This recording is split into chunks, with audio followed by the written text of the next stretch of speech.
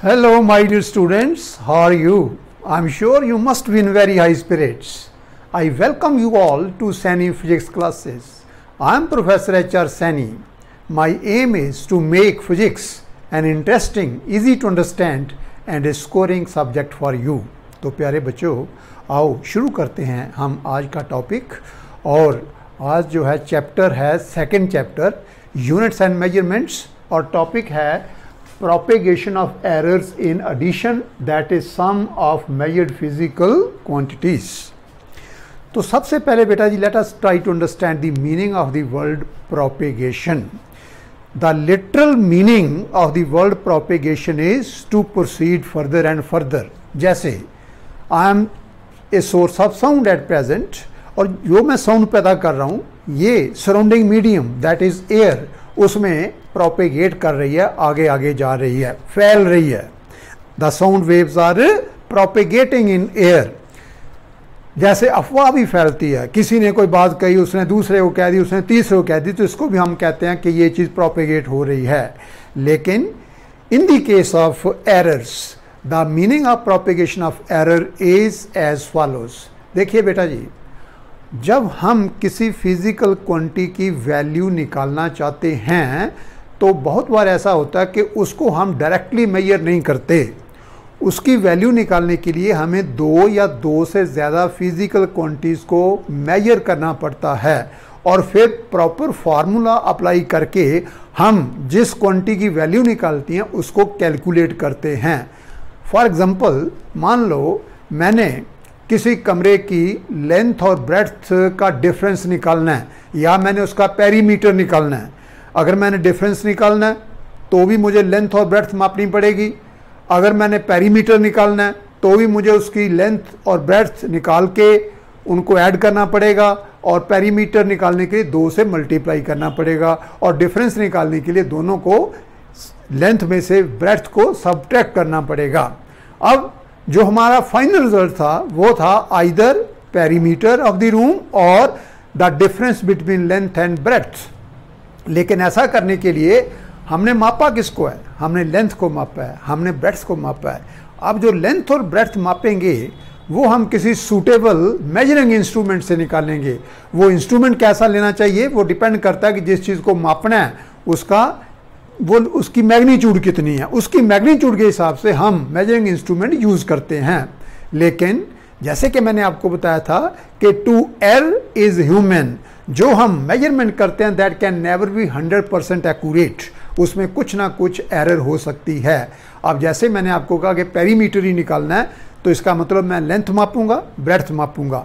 Length को मापने में मैंने कुछ गलती की, ब्रेड्थ को मापने में गलती की, और जब मैंने दोनों को ऐड किया और पेरीमीटर निकालने के लिए फिर 2 से मल्टीप्लाई किया, तो क्वेश्चन ये है कि उनको ऐड करने में एरर कितनी हो जाएगी। जो लेंथ और ब्रेड्थ मापने में मैंने एरर कमिट करी थी वो फैल के प्रोपेगेट होके उनके सम में कितनी हो जाएगी। That is the meaning of propagation और कॉम्बिनेशन ऑफ एरर्स, कि एरर कैसे प्रोपेगेट करती हैं या कैसे कंबाइन करती हैं इन द फाइनल रिजल्ट। सो सबसे पहले ये जो वीडियो है इसमें मैं आपको ये समझा रहा हूँ कि मान लो हमने 2 फिजिकल क्वांटिटीज़ को मेजर किया with the help of the suitable measuring instrument, और उसके बाद उनको ऐड किया। अब एक को मापने में गलती करी, दूसरे को मापने में गलती करी, तो फाइनल रिजल्ट था दोनों का सम। द क्वेश्चन इज कि वो सम में एरर कितनी आएगी। तो मैं कहता हूँ कि let x equal to a plus b, let x equal to a plus b. मैंने वैल्यू किसकी निकालनी है? x की। लेकिन उसके लिए मैंने मापा किसको? x को डायरेक्ट नहीं मापा, मैंने a को मेजर किया, b को मेजर किया, और फिर उनको ऐड किया, और हमारा वो ऐड करके आंसर आ गया। अब मैं कहता हूं कि let error, absolute error in the measurement of a, absolute error in the measurement of a, absolute error in the measurement of a, in the measurement of a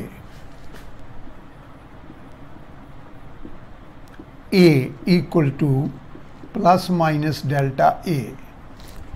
absolute error in the measurement of B equal to plus minus delta B.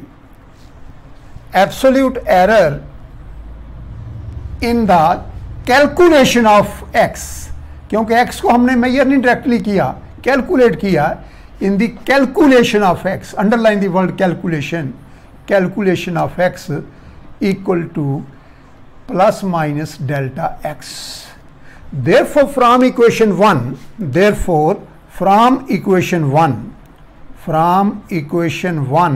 comma, we get x plus minus delta x equal to a plus minus delta a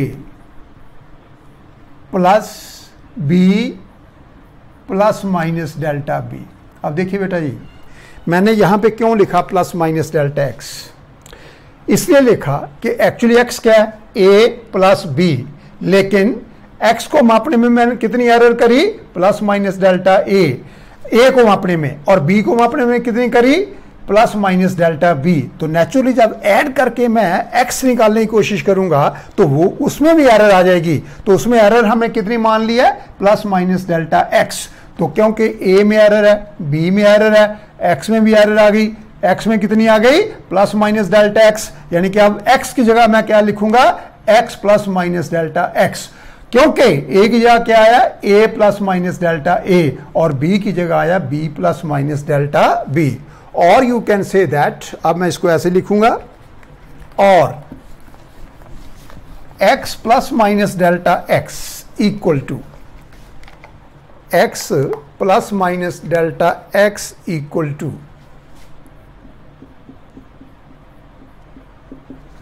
a plus b को पहले लिख लिया मैंने, a plus B, और यहां पे आ गया प्लस माइनस डेल्टा a, और यहां पे बचा प्लस माइनस डेल्टा बी. अब देखिए a plus b, this is equal to x, so और I can write x plus minus delta x equal to x plus minus delta a plus minus delta b. और यहां पे मैं लिख दूंगा कि because a plus b equal to x, यहां मैं लिख दूंगा यूजिंग इक्वेशन 1. ये मैंने इक्वेशन 1 को यूज किया कि a प्लस बी की जगह मैंने क्या पुट कर दिया, x, a प्लस बी की जगह x पुट कर दिया, because this is equal to x. Now this x goes with this x, और I can say that plus minus delta x equal to plus minus delta a plus minus delta b, and therefore absolute error in x, that is delta x, so that is delta x equal to delta a plus delta b. That means error in delta x equal to error in delta a plus error in a plus error in b. Error in x equal to error in a plus error in b. यहां पे मैं plus minus भी रहने दूं तो कोई फर्क नहीं, लेकिन मैं ये एब्सोल्यूट वैल्यू निकाल रहा हूं कि साइन कैन बी पॉजिटिव और नेगेटिव. और पॉजिटिव नेगेटिव का क्या मतलब होता है कि जो आपकी वैल्यू आई, इस केस में ए के केस में वो ए से या तो डेल्टा ए ज्यादा माप ली या इतनी कम मापी, बी के केस में डेल्टा बी ज्यादा माप ली या कम, और जो एक्स कैलकुलेट किया वो या तो एक्स से डेल्टा एक्स ज्यादा आ गया या एक्स से डेल्टा एक्स कम हो गया. So that is the meaning of this plus minus sign, और इसको हम कह देते हैं एब्सोल्यूट एरर. तो एरर की जो मैग्नीट्यूड है, दैट इज एब्सोल्यूट एरर, वो दोनों के सम के बराबर आ जाएगी. सो याद रखो, whenever the given physical quantity involve the sum of two measured physical quantities, then the absolute error in the calculated physical quantity is equal to the absolute error in one physical quantity जो हमने major करी, plus absolute error in the second physical quantity जो कि हमने major करी. सो ये बेटा जी हो गया कि जब किसी चीज़ को जिसको हमने कैलकुलेट करना है, that involves the sum of two measured physical quantities.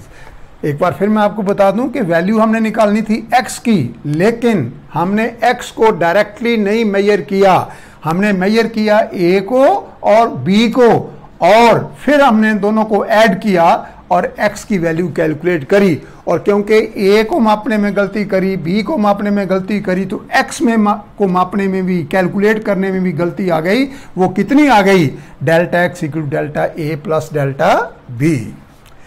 अब मैं एक एग्जांपल इसकी देता हूं आपको कि we have two resistances R1 equal to 5 plus minus 0.1 ohm and R2 equal to 10 plus minus 0.2 ohm. अब इन दोनों को मैंने कनेक्ट किया सीरीज में ऐसे करके। ये मान लो R1 है और ये है R2, इनको मैंने सीरीज में कनेक्ट किया। My aim is between the points A and B, मान लो ऐसे कनेक्ट किया। My aim is to find the effective resistance between the points A and B, और वो मान लो है R। तो हमने R की वैल्यू निकालनी है। We have to calculate R with proper error limits. So question क्या है कि two resistances R1 equal to this, R2 equal to this are connected in series. Find the equivalent resistance of this combination with proper error limits. अब देखिए, आपने 9th में पढ़ा है कि जब हम रेजिस्टेंसेस को सीरीज में कनेक्ट करते हैं तो जो इफेक्टिव या इक्विवेलेंट या नेट या रिजल्टेंट रेजिस्टेंस आता है वो उनके सम के बराबर आता है। जैसे दो रेजिस्टेंस है R1 R2, तो इक्विवेलेंट रेजिस्टेंस R है तो R आ जाएगा R1 प्लस R2। तो बिल्कुल वैसे ही करेंगे, लेकिन यहाँ पे साथ में एरर्स का भी हम ख्याल करेंगे। सो सॉल्यूशन यहाँ पे मैं लिखूंगा here, that is the way we write here R1 equal to this much and R2 equal to this. Therefore अब R1 की मैं मैग्नीट्यूड लिख रहा हूं, R1 इक्वल टू, एक्चुअली ये है R1 plus minus delta R1, ये है R2 plus minus delta R2। तो R1 की वैल्यू है 5, ये इसकी ट्रू वैल्यू है, और डेल्टा R1 जो है दैट इज इक्वल टू 5 ओम, और यहाँ पे आ गया 0.1 ओम। ये बेटा ये ओम का सिंबल है, आपको पता है। And R2 equal to 10 ohm, और delta R2 this is equal to 0.2 ohm. Therefore R equal to R1 plus R2 equal to, what is R1? 5 ohm, 5 ohm. What is R2? 10 ohm, और ये आ जाएगा 15 ओम। अब हम निकालते हैं डेल्टा R कितना आएगा। डेल्टा R, क्योंकि ये बेटा ये देखो R इज द सम, हमने किसको कैलकुलेट करना है? R को, and it is the sum of R1 and R2। और मैयर हमने किनको करके लिखा है? R1 और R2 को। और अभी मैंने आपको बताया कि जब गिवन फिजिकल क्वांटिटी जिसको कैलकुलेट करना है that is equal to the sum of two measured physical quantities, then absolute error in this quantity will be equal to absolute error in the first, that is delta R1 plus delta R2. Now this is equal to, what is absolute error in R1? 0.1. So 0.1 ohm plus absolute error in R2, that is delta R2, 0.2 ohm, and this is equal to 0.3 ohm. And therefore अब हम कैसे result लिखेंगे? हम कहेंगे therefore equivalent resistance equal to, therefore equivalent resistance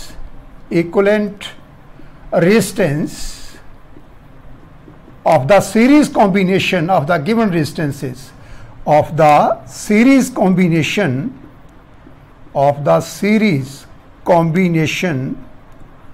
of the given resistances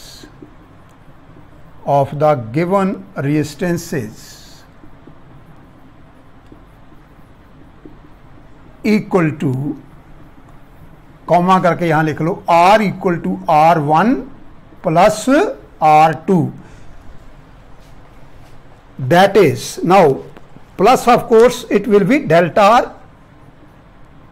तो पहले तो हमने वो निकाल लिया, यहां पे R लिख देंगे, बेशक इसको ऐसे लिख लो, equal to R plus delta R, R plus delta R, R plus delta R. You can write here plus minus delta R. Now what is R? R is 15 ohm, and what is delta R? 0.3 ohm. So this is equal to 15 plus minus 0.3 ohm. So that is the answer to this question. That is the answer to this question. We have written the equivalent resistance with proper error limits.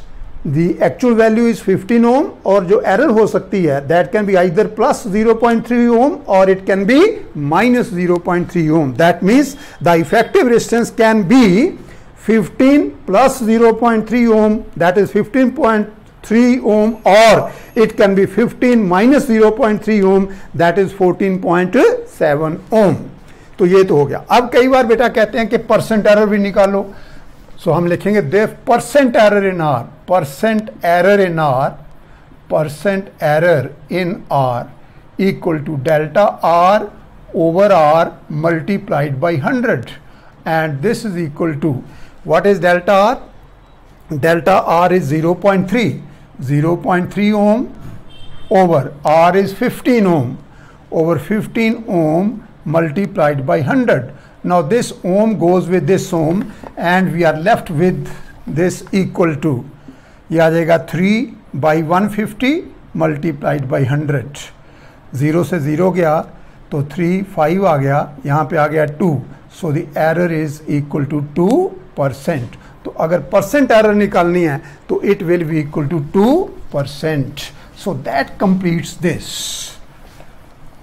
So that's all for this video. I hope you must have enjoyed my lecture. Please like, share and subscribe to my channel. Thank you very much. Have a nice time.